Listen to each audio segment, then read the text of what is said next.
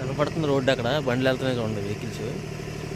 అక్కడ నుంచి మనం ఇటు ఒక 1 కిలోమీటర్ లోపలికి వెళ్ళాలి. 1 కిలోమీటర్ లోపలికి వెళ్ళి అక్కడ స్టార్ట్ చేస్తాను రన్నింగ్.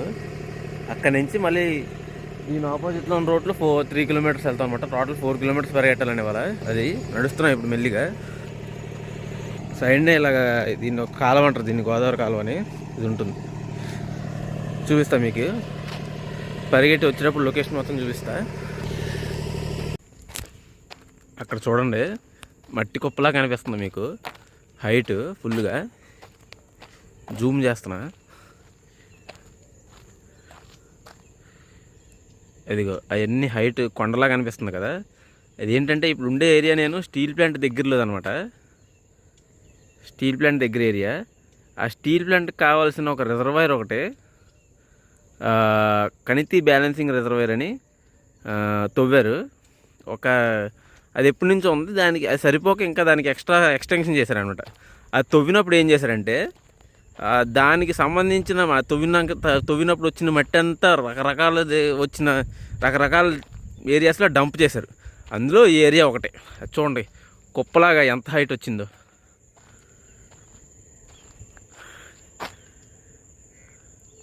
తాడి చెట్టు అంత హైట్ ఉంది ఆల్మోస్ట్.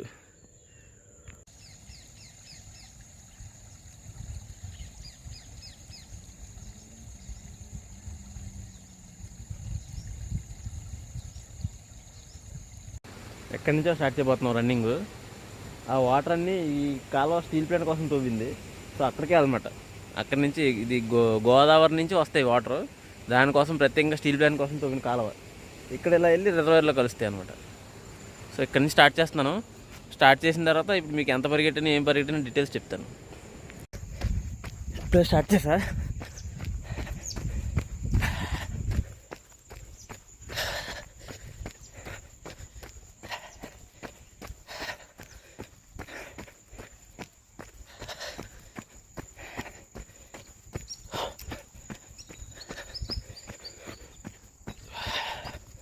పరిగెడుతున్నప్పుడు ఎప్పుడు బ్రీత్ డీప్గా తీసుకోవాలి.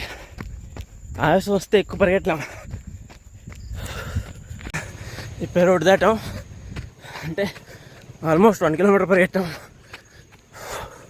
మిగతాది పరిగెట్టం అది ఉండి.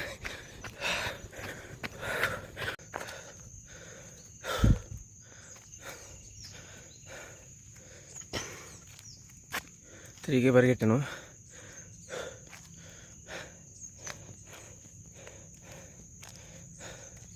జస్ట్ ఇప్పుడే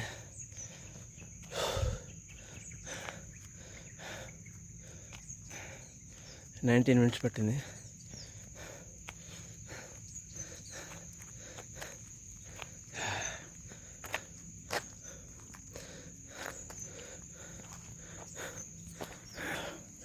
వాటర్ సౌండ్ ఎలా ఫ్లో అవుతుందో.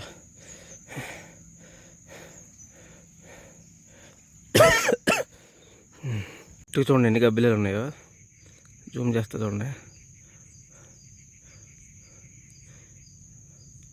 ఇదిగో అవి అలాడుతున్నవన్నీ గబ్బిలాలే.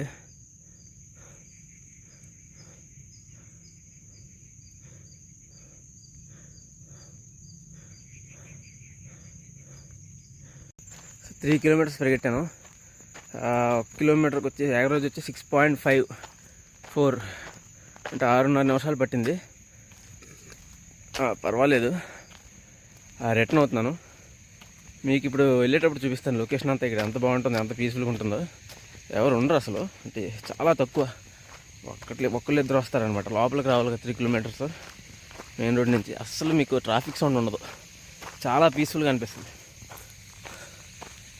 ఇక్కడ కరెక్ట్గా మనం రన్నింగ్ ఆపేసిన దగ్గర ఉంది ఇది. చూడండి ఎంత బాగుందో. వర్షం పడితే ఇంకా బాగుంటుంది. ఆ పైన గ్రీన్గా కనపడేదంతా వాటర్ అనమాట, నిండిపోయి ఇలా వస్తుంది. చూడండి సౌండ్, అది ఒక్కటే సౌండ్ అనిపిస్తుంది.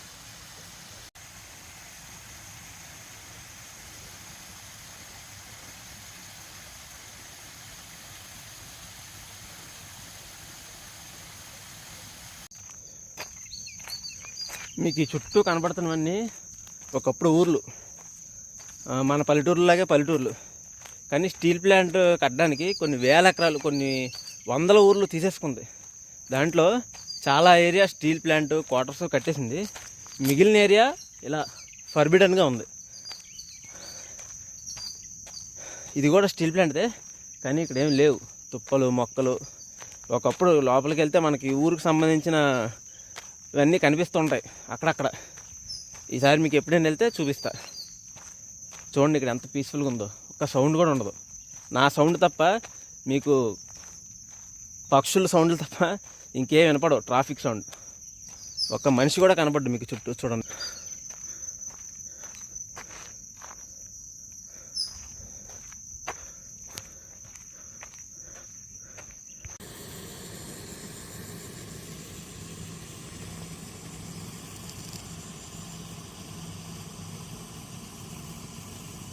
ఇదిగో ఈ ఏరియాని ఇప్పుడు మనం పరిగెట్టింది. ఇలా ప్యారలల్గా కాలం ఉంటుంది, దీని ప్యారలల్గా రోడ్డు ఉంటుంది. ఇలాగ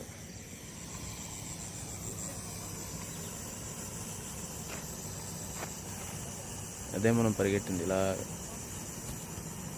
ఇప్పుడు దాకా రన్నింగ్ చేశాను కదా, లోపలికి వెళ్ళాను కదా, రోడ్డు మీద నుంచి లోపలికి వెళ్ళాను కదా ప్రశాంతంగా. ఇప్పుడు చూడండి బయటకు వచ్చిన రోడ్డు మీద అదే కాలువ బయట చూడండి మన వాళ్ళు ఎన్ని ప్లాస్టిక్ సంచులు పడేశారు. ఇది బయట వాటర్లో కూడా పడేస్తుంటారు. పనిమాల ఇంటి దగ్గర నుంచి వచ్చి 1 కిలోమీటర్ 1.5 కిలోమీటర్ బండి మీద వచ్చి ఈ నీళ్ళలోనే పడేస్తుంటారు. అదే స్పెషాలిటీ మన ఇండియాలో. దీనికి గవర్నమెంట్ ఏం యాక్షన్ తీసుకోదు, మన వాళ్ళు కూడా మార్పు రాదు.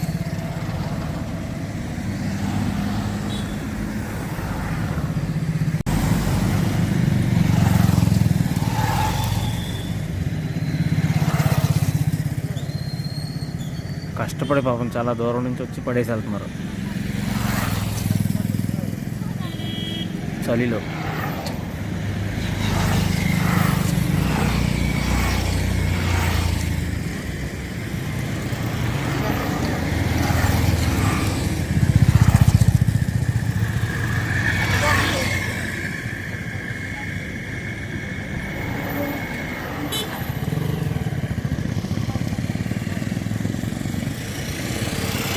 ఇంటికి వచ్చేసా ఎంత పరిగెట్టేది అనేది లాస్ట్లో స్క్రీన్ షాట్లో పెడతా చూడండి. ఓకే మరి మళ్ళీ రేపు బాయ్.